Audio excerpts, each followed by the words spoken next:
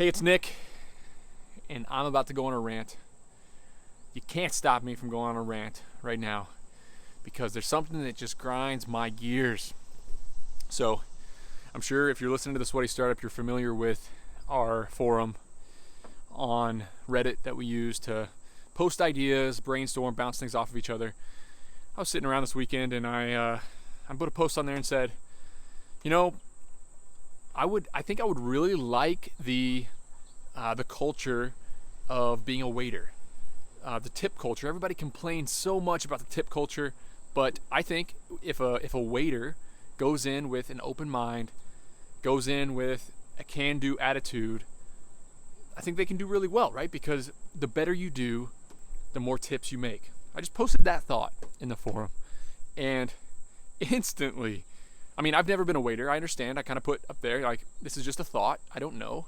I talked to my wife. She's done a lot of waitressing in her life, and she kind of agreed and had the same type thoughts.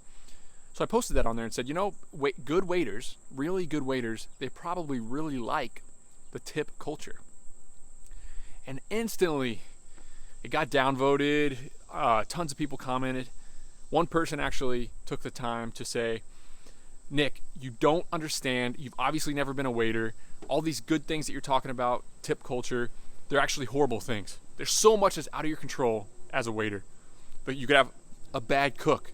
It could rain outside. It could be a holiday, and you know, maybe the owner takes one of your tables. They literally brainstormed a list of about 20 things that you absolutely cannot control. The food comes out crappy. The customers complain about this and that. That's not your fault. And man, oh man, it's that mindset. It's that lack of control. It's that victim mentality that is just so detrimental to entrepreneurs. You look at any good idea, any good business idea, and there's 1,000 reasons why it could fail. There's probably 10 or 20 things totally out of your control that could totally crush your business. What the heck kind of mindset is that? To go down and just list all the negatives and whine and talk about all the stuff that is not in your control. And I realize that that's human nature.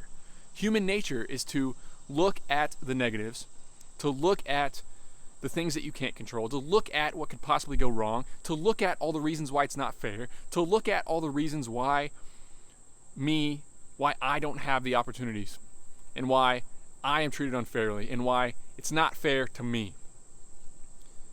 Gosh, that is the entirely wrong way to look at things. If you want to be successful in anything that you do, if you want to be successful, you look at the things that you can control and you influence those things. It's a numbers game, okay? Yes, sometimes people aren't going to tip. Yes, sometimes a customer is going to get bad food delivered from the kitchen and it's going to be totally not your fault. In every single situation, you have to look at it and look at the ways that you can positively influence that situation and do it. Okay, the person that posted, I've been thinking about it nonstop. It's that victim mentality. They literally spent more time brainstorming. They had a list of 20 things that could possibly go wrong as a waiter, that could ruin your tip, that could ruin everything, and why tip culture is totally unfair. Man, I don't have an opinion on tip culture. I'm not a waiter. I always tip.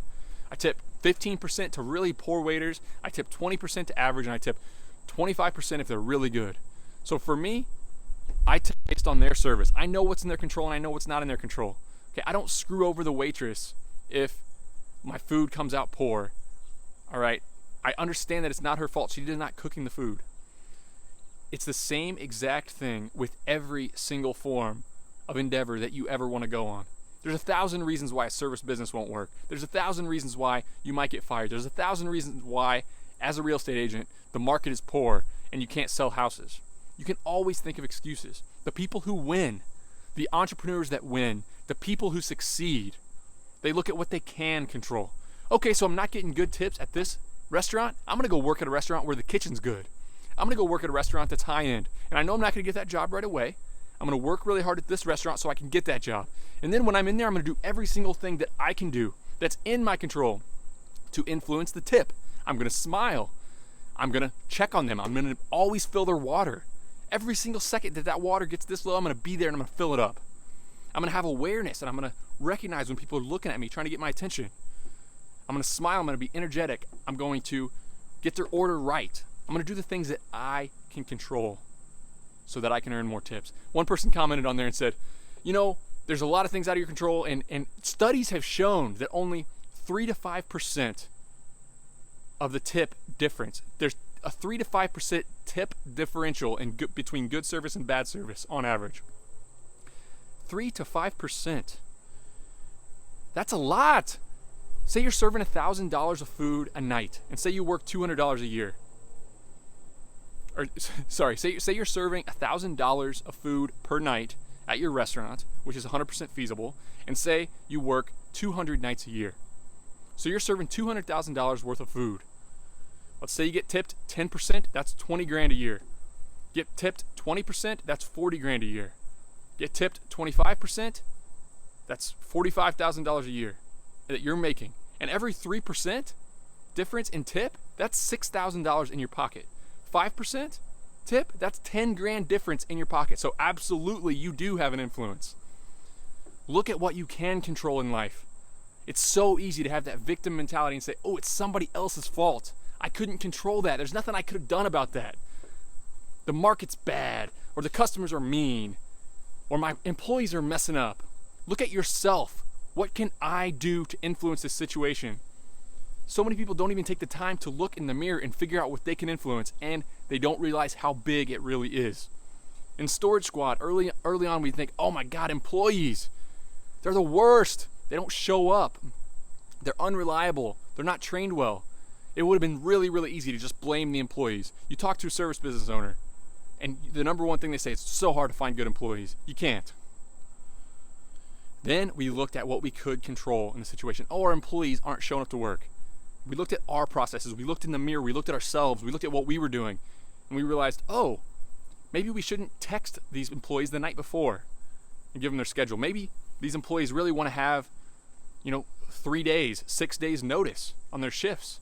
Maybe they want to have an email in their inbox 3 days before the shift that tells them exactly where to show up, exactly what to do. Maybe that would help. So we implemented that, and it helped. It helped a lot. We looked at, okay, maybe we're not recruiting really high quality talent. So we started really recruiting hard, trying to find good people in our current employees' networks. Interviewing 10 people just to hire one. And that helped again, right? Employees got better. They showed up more often. Oh, it's amazing. We could have easily just said, oh, these employees suck. It's their fault. No, you got to look in the mirror. You got to think about what you can control. The employees kept making mistakes on the job. It would have been really easy to say, oh, these employees are just dumb. Well, they weren't dumb. They were Cornell students or Harvard students or pretty competent college students running around learning this stuff. So we looked in the mirror, said maybe we should simplify the job. Maybe we should make the job a little bit easier. Maybe we should do what we can do to influence the situation. And it worked. The employees started making less mistakes. This is applicable to literally every single area of life. You don't like the town you're in. There's no jobs in your town.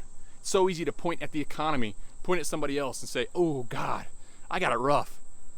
What can you control? You can move, right? You can start learning some things. You can start at the bottom and get a job that you can get and do it really, really, really well. Man, look in the mirror. Think about how you can influence these things because you have a lot more control than you think. It's the one thing that people get wrong. Man, it applies to everything. It applies to having kids. My wife and I have a baby right now, brand new baby, and the baby's sleeping really, really poorly. It would have been really, really easy to just say, oh man, this is just something that we can't control. This baby's sleeping poorly. Just suck it up, right? You gotta not sleep at all. Oh man, this is just really hard. This baby's just crying. The baby's got colic. Nothing I can do. No, we looked at it and said, what can we control here? What can we do to help? So we read, we studied, we did the hard stuff during the day. We realized that if you train a baby, if you get a baby used to laying down on its own without being held all day long, then maybe it's not going to be so weird for them at night when they have to lay on their back. So we started working on those things. It got easier. It's amazing.